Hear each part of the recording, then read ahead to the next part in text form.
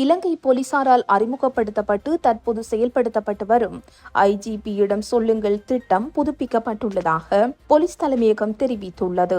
எந்த ஒரு சம்பவம் அல்லது குற்றங்கள் குறித்தும் பொதுமக்கள் நேரடியாக ஐஜிபியிடம் ஆன்லைன் அமைப்பு மூலம் முறைப்பாடு வழங்கும் வகையில் புதுப்பிக்கப்பட்டுள்ளதாக போலீஸ் தலைமையகம் கூறியுள்ளது. இந்த திட்டம் இந்த ஆண்டு மறுசீரமைக்கப்பட்டு செயல்படுத்தப்படும் என்று போலீஸ் தலைமையகம் குறிப்பிட்டுள்ளது.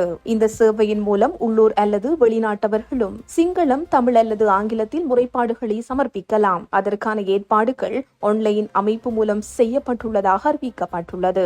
இதன் மூலம் உள்நாட்டிலும் வெளிநாட்டிலும் ஒழுங்கமைக்கப்பட்ட குற்றம் மற்றும் போதைப் பொருள் கடத்தலில் ஈடுபட்டுள்ள நபர்கள் பற்றிய தகவல்களையும், குற்றங்கள், பல்வேறு முறைப்பாடுகள், போக்குவரத்து மீறல்கள், பொதுமக்களுக்கு துன்புறுத்தல் மற்றும் ஊழல் பற்றிய தகவல்களை பொதுமக்கள் நேரடியாக ஐஜிபியிடம் தெரிவிக்க முடியும்.